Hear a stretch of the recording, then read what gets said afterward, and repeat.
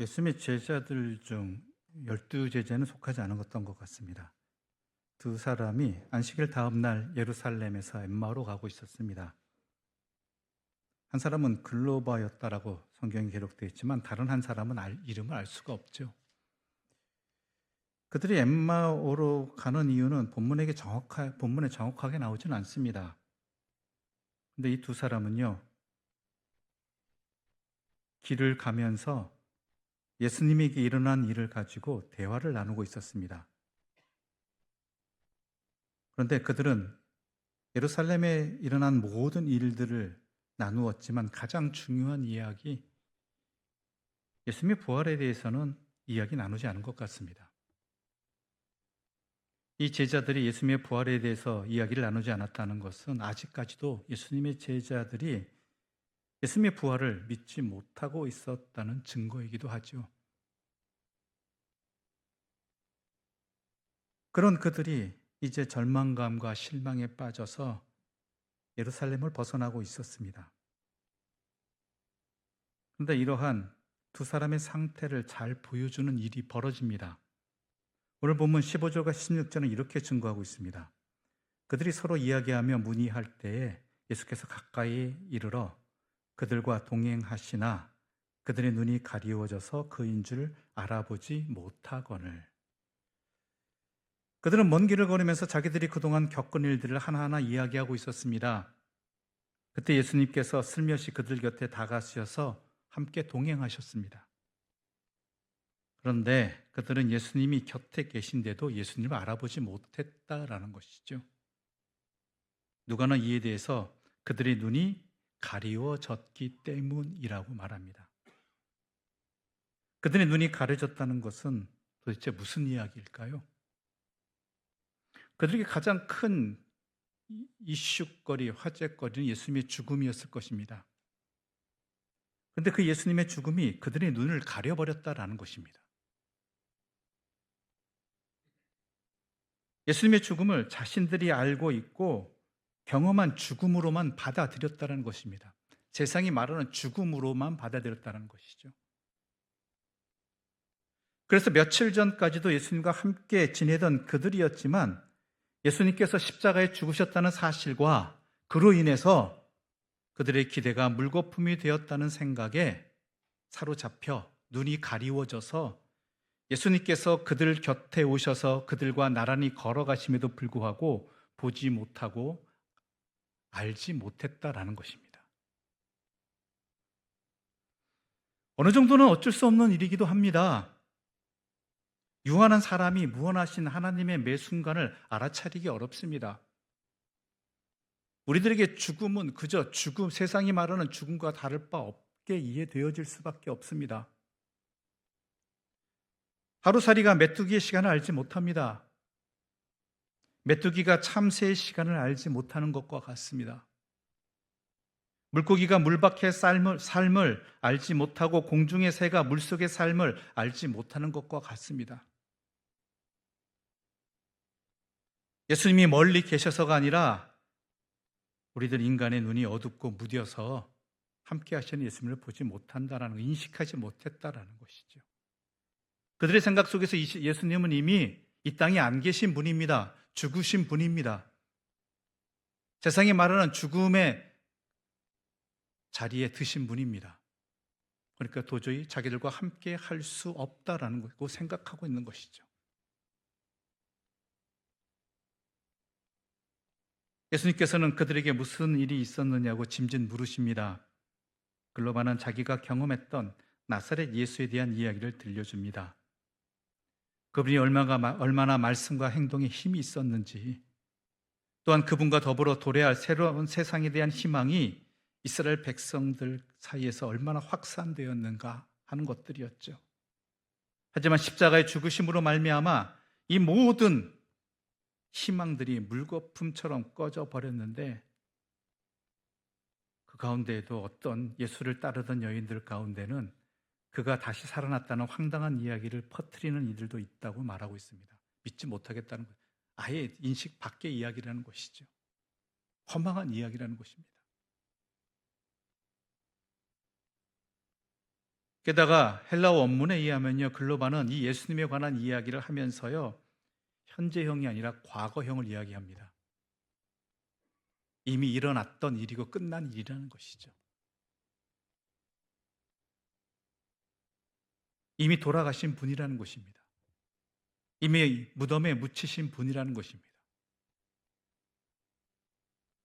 이 모든 것들은 그가 예수님이 어떤 분이신지를 바르게 알지 못했기 때문이라는 것이죠.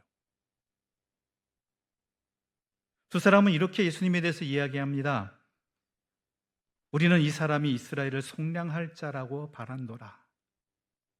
그러니까 이들이 예수님에 대해서 이해한 것은, 바란 것은 이스라엘을 속량할 자라는 것입니다. 이 말에는 별 문제가 없어 보입니다. 그런데 이 속량이라는 단어가 그들이 알고 있는 속량이라는 이 단어의 의미와 예수님이 행하신 속량이라는 의미가 다르다라는 것이죠. 우리가 성경을 읽을 때에도 성경의 단어들을 유념해서 봐야 되는 것이 이렇습니다. 우리가 일반적으로 알고 있는 우리 생각에서 세상에서 말하는 단어, 그 단어의 의미와 성경에서 기록되어진 하나님의 마음과 뜻이 담겨진 그 단어의 의미는 다를 수가 있다는 것이죠. 매우 많이, 생각보다. 속량의 단어적 의미는 값을 지불하고 놓아준다는 의미입니다. 우리는 죄와 사망의 노예였는데 예수님께서 십자가에서 당신의 피로 그 값을 지불하시고 우리를 자유케 해주셨습니다. 이것이 성경이 말하는 예수님이 말씀하신 속량의 의미입니다. 그런데 글로버와 또 한 사람은요, 이 속량의 의미를 이스라엘을 로마 제국의 압제로부터 자유케 하는 것, 예수님이 바로 그 일을 해주실 분으로 생각했다라는 것이죠. 그래서 이 두 사람은 예수님은 말과 일에 능하신 선지자로 받아들이고 있었던 것입니다. 그들은 예수님이 실제로 어떤 분이신지를 알려고 하지 않고 예수님을 자신들의 생각 속에 가두어 버린 것이지요. 그래서 이스라엘이 로마 제국으로부터 해방될 가능성이 예수님의 죽음으로 말미암아 가능성이 없다고 생각되어지자 슬픈 빛을 띠고 엠마오라고 하는 마을을 향하여 가고 있었던 것입니다. 이제 다 끝났다라는 거예요.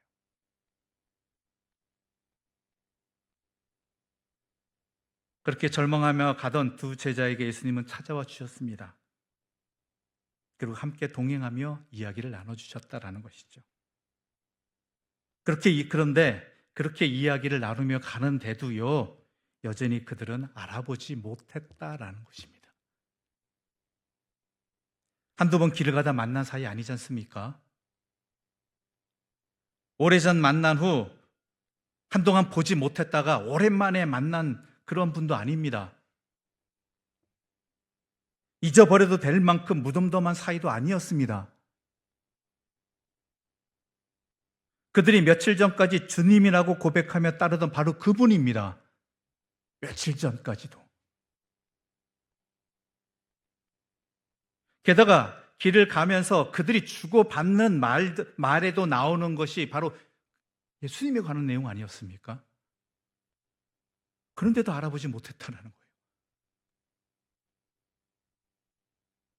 저녁이 될 때까지 계속 이야기한 게 예수님에 관한 얘기였잖아요. 근데도 알아보지 못해요. 어느덧 그들과 함께 그는 서로 이야기를 받으면서 걷다 보니까 저녁이 되었죠. 두 제자는 가려는 곳에 이르렀고 그 사람은 더 가려고 하였습니다. 그러자 제자들은 날이 저물었으니 집에 머물라고 이야기합니다. 알듯 말듯해서 혹시 아닌가라는 그런 긴가민가해서 좀 더 알아보기 위해서 청한 것이 아니었습니다. 나그네였기 때문에, 나그네에 대한 친절과 환대로서 당연히 그 시대 속에 마땅히 해야 할 기본적인 도리였기 때문에 날이 저물었으니 우리와 함께 이곳에 머물자라고 초청한 것입니다. 그 말은 여전히 그들은 예수님을 알아보지 못했다라는 것이죠. 오늘 보면 30절과 31절은 이렇게 기록하고 있습니다. 그들과 함께 음식 잡수실 때에 떡을 가지사 축사하시고 떼어 그들에게 주시니 그들의 눈이 밝아져 그인 줄 알아보더니 예수는 그들에게 보이지 아니하시는지라. 그런데 얼마 되지 않아서입니다. 그들이 그를 알아봅니다. 그리고 그는 한순간에 그들 곁에서 사라지십니다. 그는 자신이 누구인지 밝히지도 않으셨습니다. 하지만 두 제자는 그들 곁에 계시던 그가 예수님이심을 알아차렸다라는 것이죠. 그래서 그들은 조금 전까지 예수님과 함께 길을 걸었구나, 예수님과 함께 밥을 먹었구나라고 말합니다. 그리고 길을 돌이켜 왔던 곳으로 돌아갔다라는 것이죠. 이게 오늘 우리가 읽은 이야기입니다. 그런데 부활하신 주님에 대한 사실을 전달하는 게 목적이라면 이 이야기는 적절하지 않습니다. 신문기사나 법정 증언같이 누가 언제 어디서 무엇을 왜 어떻게 등을 말하는 거라면 알아보지 못하다가 알아보게 되었다라는 이 내용은요, 증언과 목격의 신뢰도를 떨어뜨릴 뿐입니다. 이 이야기를 들은 사람들은 이 두 사람이 오락가락한다고 할 것입니다. 성경의 이야기들이 그렇듯이 이 이야기도 사실 전달의 목적이 있는 것이 아니라요, 그렇다고 사실이 아니라는 이야기는 아닙니다. 목적이 다르다라는 것입니다. 그 목적이 의미에 있다라는 것이죠. 초점이. 그리고 이 의미라는 점에서 이 이야기는 사실이고 진실입니다. 그때도 일어났고 현재도 일어나고 앞으로도 일어날 것입니다. 무슨 이야기냐? 예수님이 곁에 계신데도 알아보지 못할 수 있다라는 것입니다.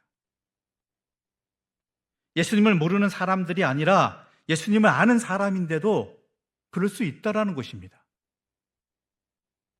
예수님이 떠나시거나 계시지 않아서가 아닙니다.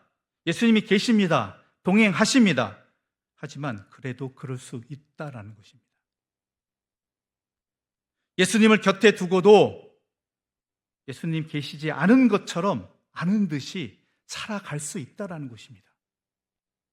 우리 익숙하지 않습니까? 교회도 그럴 수 있고 우리도 그럴 수 있다라는 것입니다.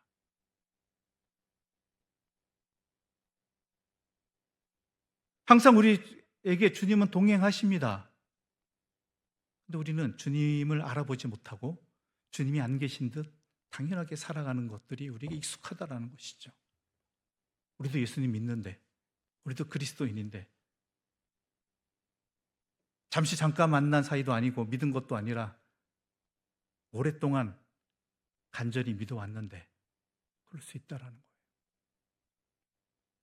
반대의 경우도 있다라는 것이죠.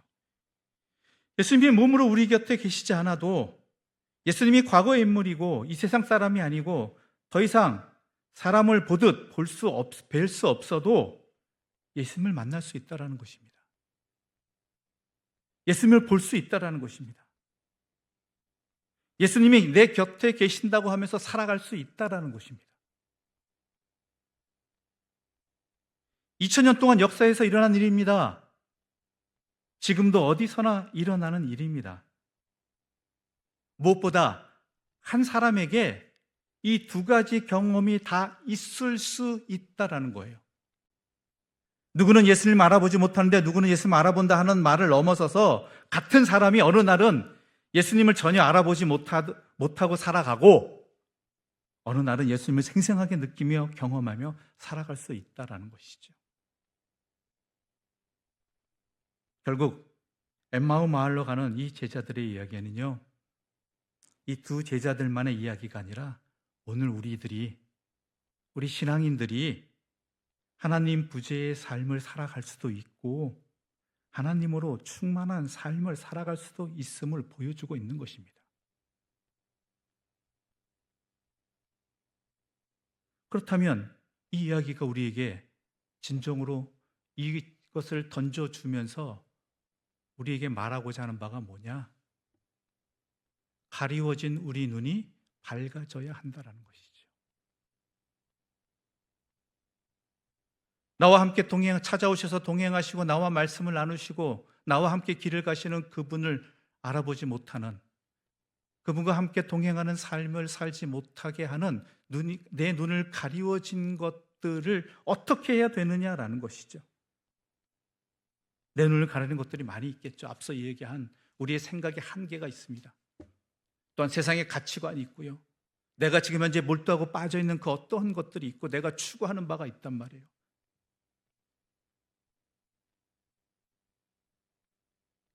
그럼 우리 엠마오 마을로 가는 이 두 제자 이야기를 통해서 눈이 가리워져서 자신들과 함께 하시던 주님을 알아보지 못했던 그들이 어떻게 눈이 밝아져서 예수님을 알아보게 되었는가가 이 이야기가 우리에게 전해주고자 하는 바이지요.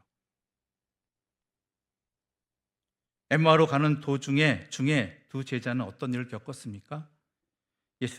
예수님으로부터 성경에 대한 이야기를 길게 들었습니다.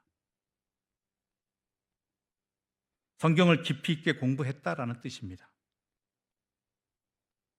누가가 이 사실을 구체적으로 언급했다라는 것은요, 부활 경험에서 이것이 결정적으로 중요하다는 의미입니다. 예수님은 두 제자를 책망하십니다. 그러면서 모세오경과 선지자들의 글들과 구약 성경 전체를 통해서 십자가와 부활을 설명하셨다라고 성경은 기록하고 있습니다. 누가는 말하고 있습니다. 엠마오로 가는 이 두 제자가 부활의 예수를 인식하게 된 데에는 이런 설명이 결정적이었다라는 것이죠. 우리 오늘 보면 32절의 말씀 함께 읽어보겠습니다. 32절입니다. 함께 읽겠습니다. 그들이 서로 말하되 길에서 우리에게 말씀하시고 우리에게 성경을 풀어주실 때에 우리 속에서 마음이 뜨겁지 아니하더냐 하고.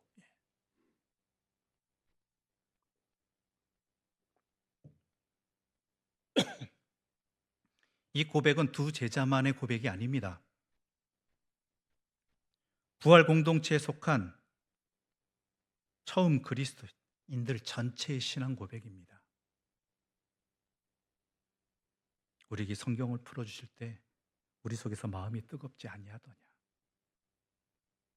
모세의 글과 선지자들의 글을 정확히 알면 예수 그리스도에게 일어난 일이 무엇인지 깨닫게 된다라고 고백하고 있는 것입니다. 선포하고 있는 것입니다. 엠마오로 가는 두 제자 이야기 바로 뒤에는 어떤 일이 벌어집니까? 그 뒤에는 11제자의 부활 경험 이야기가 나옵니다.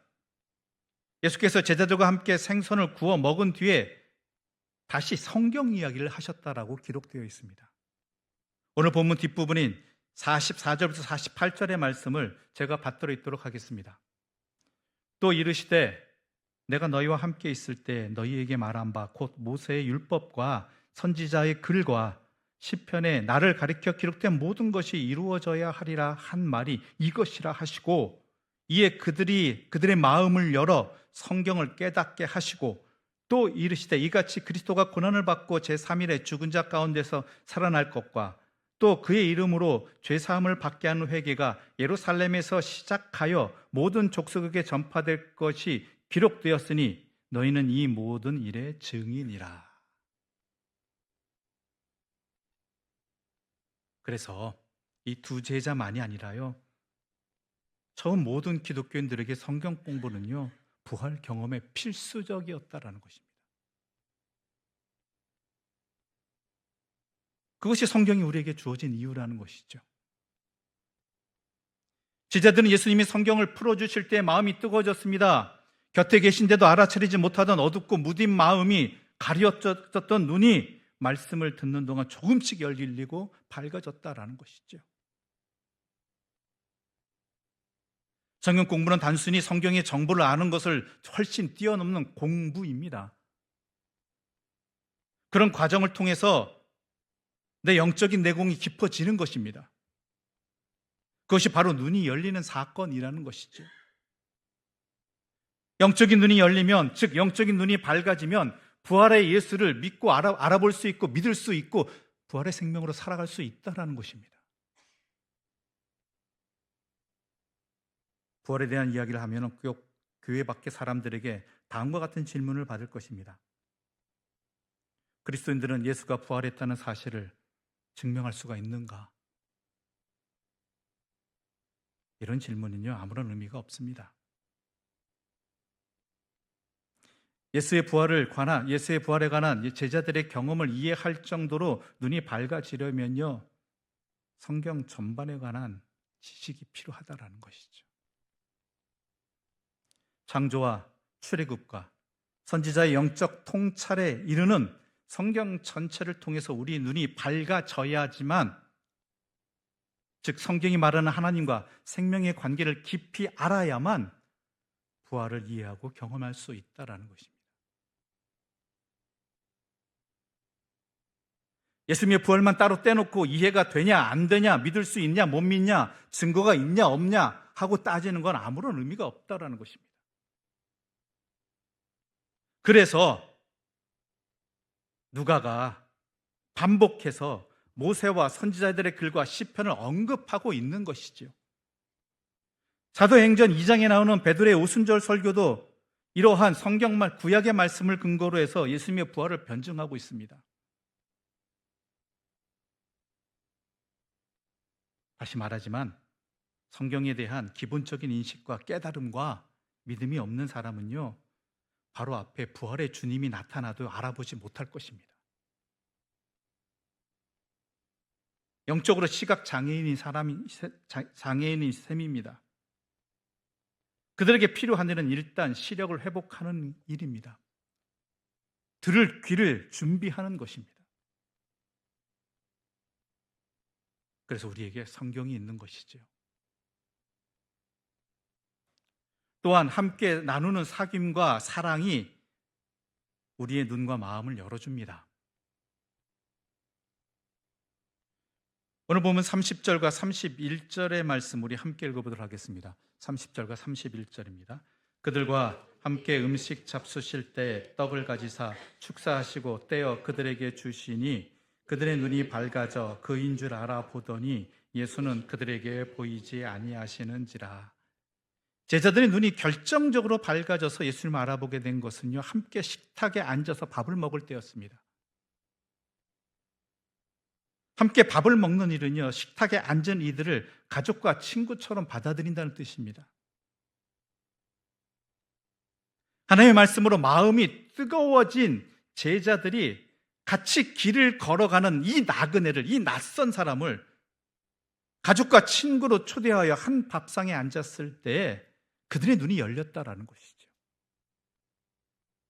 낯선 사람을 자기의 삶의 공간으로 맞아들이고 음식을 함께 나눌 때 새로운 세상이, 새로운 생명의 삶이 시작되었다라는 것입니다.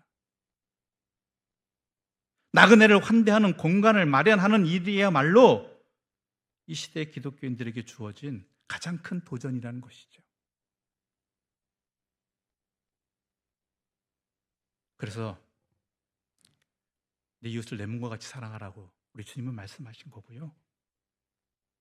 가난한 사람, 고아와 과부를, 이 땅의 나그네를 환대하라고, 내 가족같이 여기라고, 그들과 함께하라고 말씀하신 이유가요, 이러한 부활의 생명을 깨닫게 해주시고 눈이 보이게 해주시고 살게 해주시는 그런 하나님의 섭리가 이 가운데에서 눈이 떠지게 된다라는 것입니다. 나그네와 함께하는 그 자리를 통해서, 힘든 이들과 함께하는 그 자리를 통해서요, 부활하신 주님을 깨닫게 되고 부활하신 주님을 만나고 내가 부활의 생명을 살아갈 수 있게 된다는 것이죠. 이 두 가지는 떨어져서는 안 되는 일입니다.